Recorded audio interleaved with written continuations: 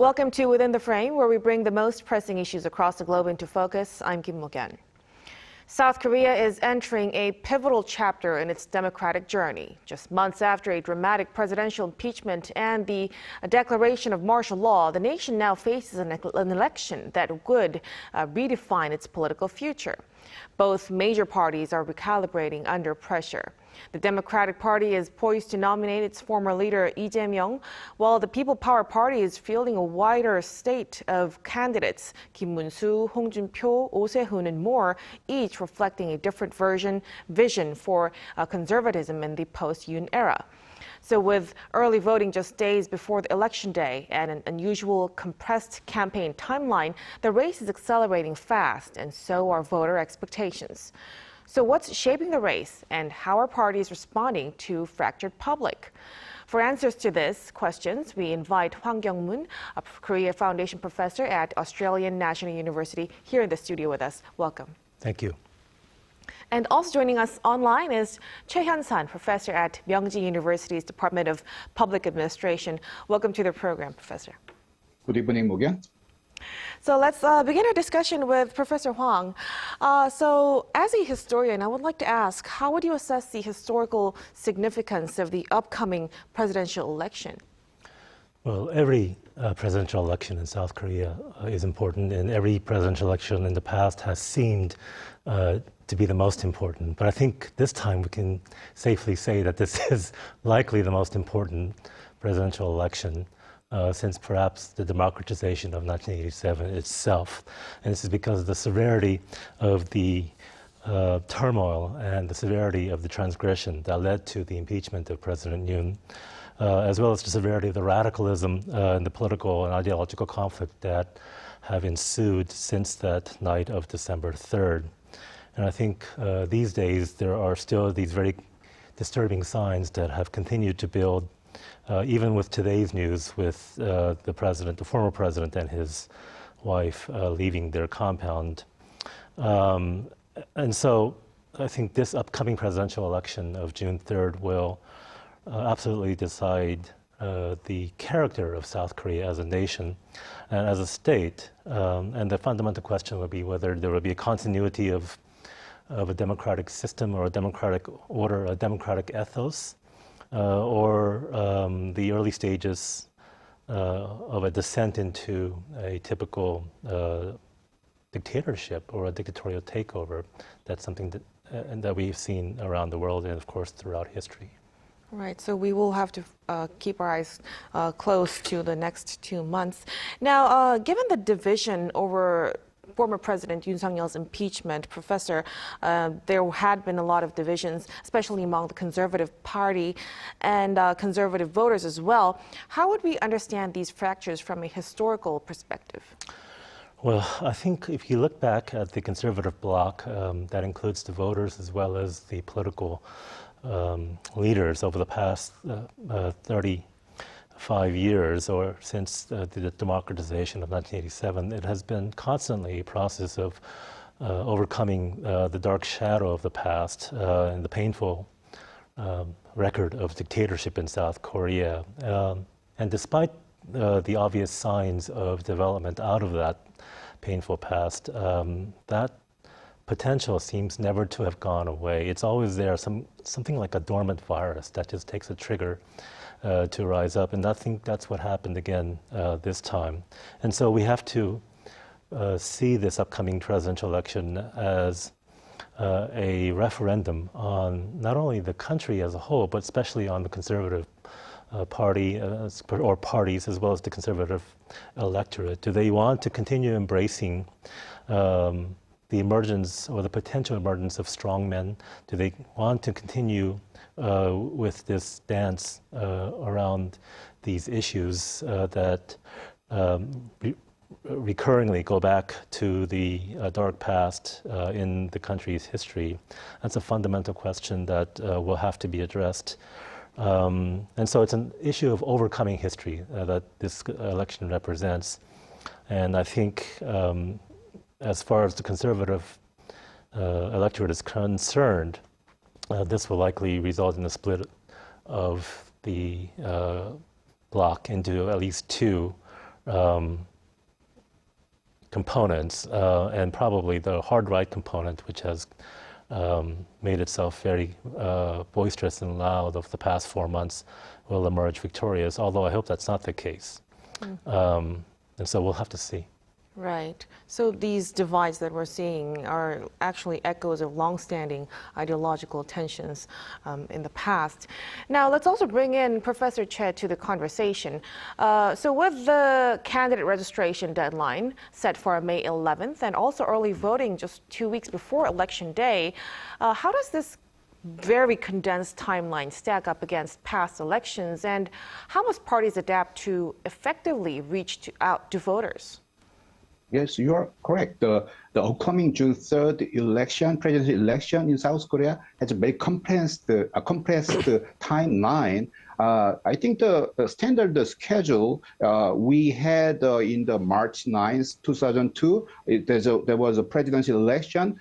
Actually, each candidate registration closing approximately a month prior and allowing for the extended campaign the period. But due to this impeachment, we must have elections within the 60 days of this vacancy. Because of impeachment, we don't have president, and according to our constitution, we must have within the 60 days period. So I think consequently, the candidate registration deadline is May 11th, with early voting scheduled for the May 29th and 30th, and just the days before the June 3rd election day. I think each party may focus on this timeline.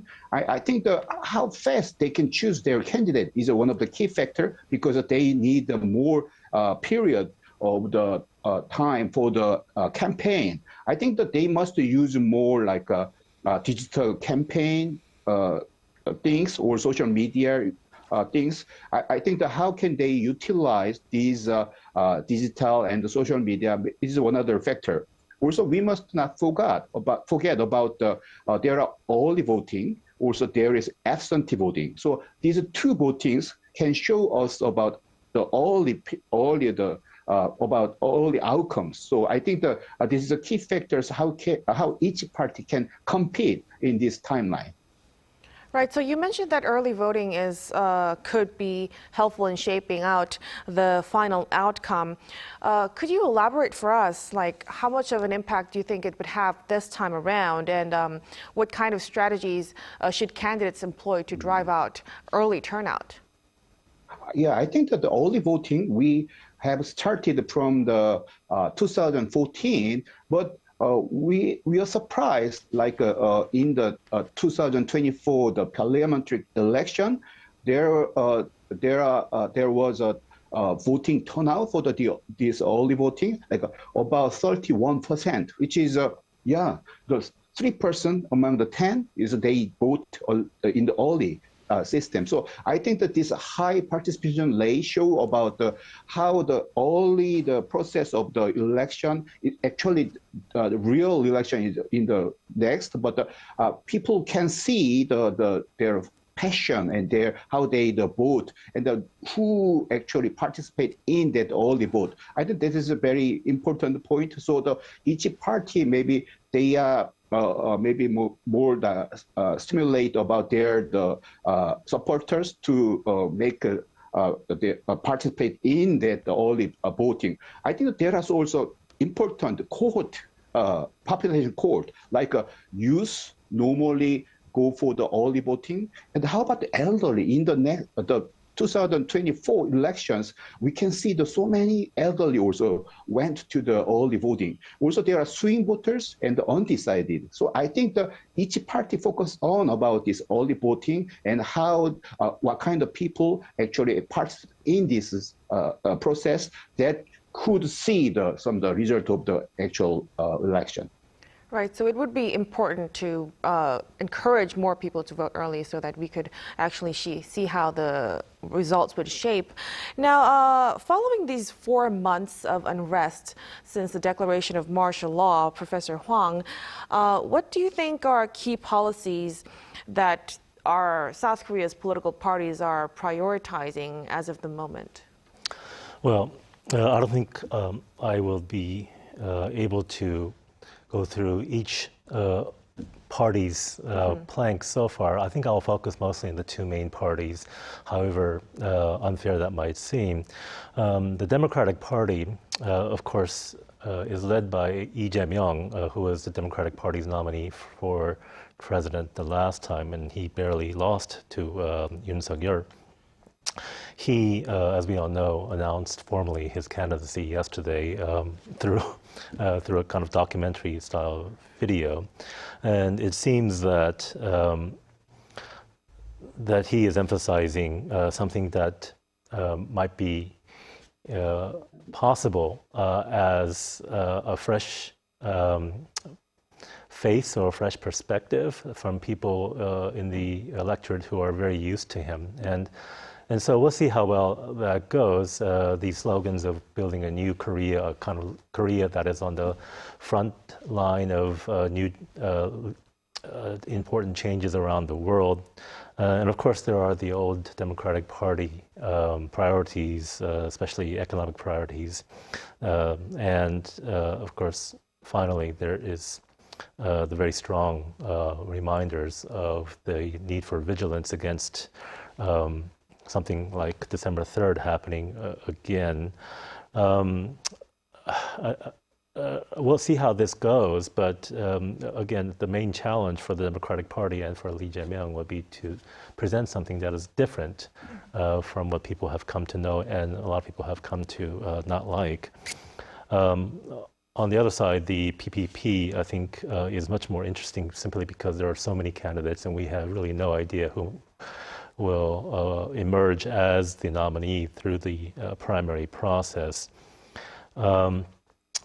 It seems that it's not helpful to repeat what many of these candidates have said over the past 4 months, and that is to express support not only for Yoon's position and not only against the impeachment, but for even the martial law these days. And they've gone that far to the periphery in order to gain what they believe to be a strong voting bloc. And I think that's, of course, very dangerous. There are these moderate conservatives who have been shunned to the side, whether you're talking about Han Dong-hoon or Yoo Seung-min, who might also present something new, but it looks like they will not have much of a chance in the primaries. Mm-hmm. So we'll really have to see how more of their strategies would come in the next few days or weeks or so. Now, the Democratic Party seems to be rallying around focusing on candidate Lee Jae-myung, while the People Power Party has several high-profile contenders, like Professor Hwang has mentioned, like Kim Mun-soo, Jun-pyo, and Se-hoon. Professor Che, how might these dynamics affect the nomination process and outcomes as well? And also, what's your view on how this will play out? Yeah. I think the Democratic Party has a very centralized leadership. That's maybe good for the, they can very fast, they can choose the real candidate. But the problem is people can pay attention enough for the high profile.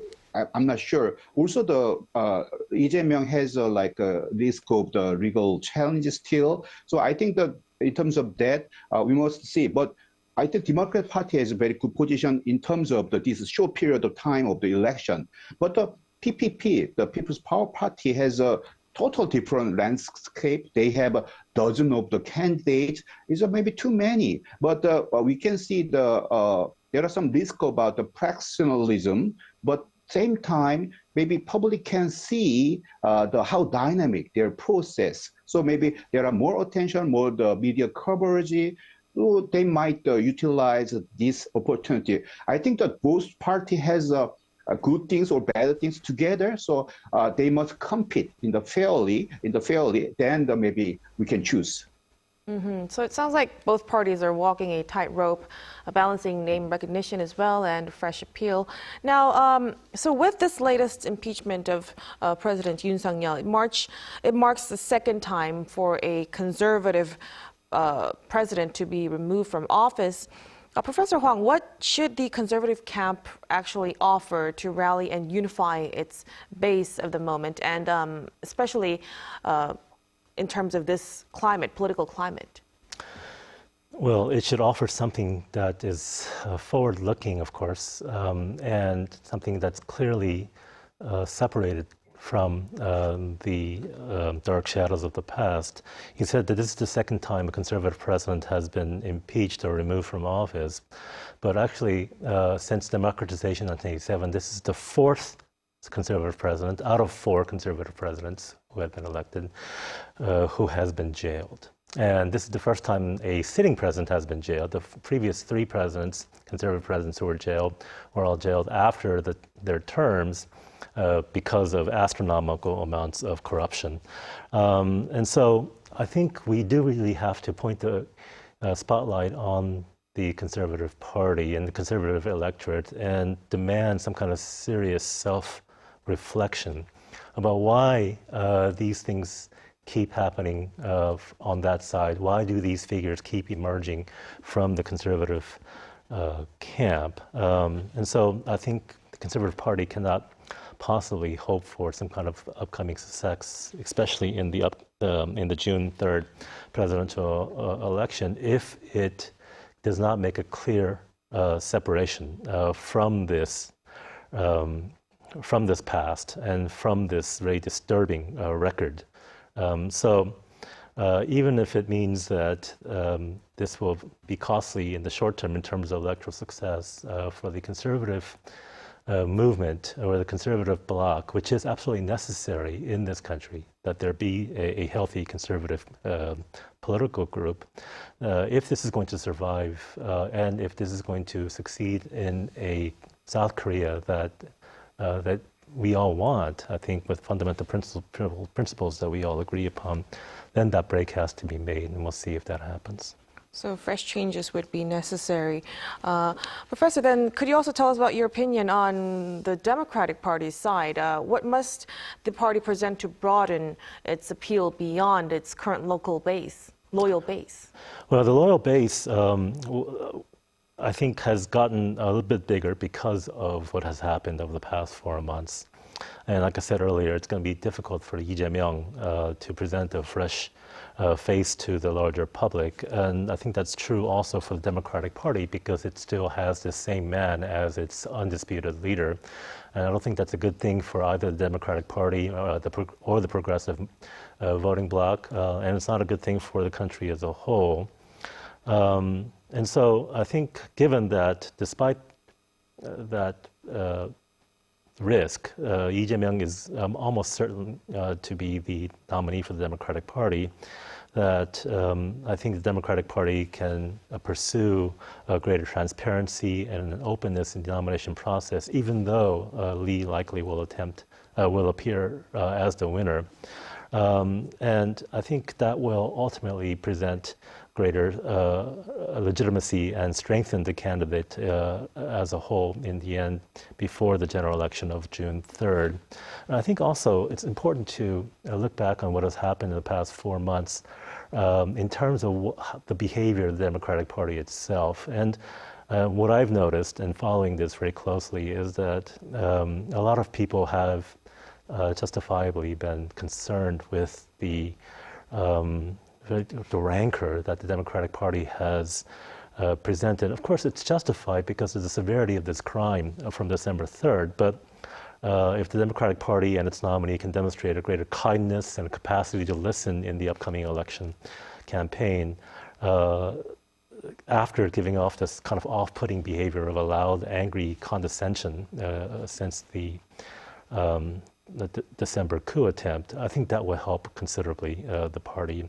And this narrative of turning a page toward a renewed strength in democracy, of course, is going to be central. All right, so both parties will actually have to turn over a new leaf for success. Now, today, former President Yoon Suk-yeol moved back to his private residence in Seochodong. Professor Che, how influential do you expect him to be in the upcoming presidential race, particularly within the conservative bloc? Do you think he could shape the political narrative to throw his support behind a candidate? I think today I see very weird scene. Maybe former President Yoon seems like a winner of something, not impeached, and maybe in the future maybe he could be a criminal. But today he was smiling and waved the hands. So I'm not sure what he showed us. But actually Yoon faces now the charge of the rebellion, and which could result in the life imprisonment or the death penalty if convicted. So I think this is very serious. So today he showed that gestures in the public, but I think the legal constraint should be maybe should limit his political power. But I also see very weird things is now the PPP candidates who for the primary they show up about they met former President Yoon, and that's their medal, the show up. So I think so. What is going on? So either he could be a criminal, he's impeached, but I think we must focus on how the public perceived about these scenes and this issue. I think in the future, gradually, former President Yoon, his political power is getting weaker and weaker, and in the future, maybe PPP candidate who has a distance from the former president. I can see that. Yeah. All right. Thank you for your opinion. We'll really have to see how it goes in the next couple of months. We'll have to wrap up our program at this point. Thank you so much for your time and your insights, Professor Hwang. Thank you. And Professor Che, of course, we appreciate it. Thank you. And that'll be all from us on Within the Frame. Be sure to tune in next time as we continue to explore the stories that matter. Till then, stay informed and engaged.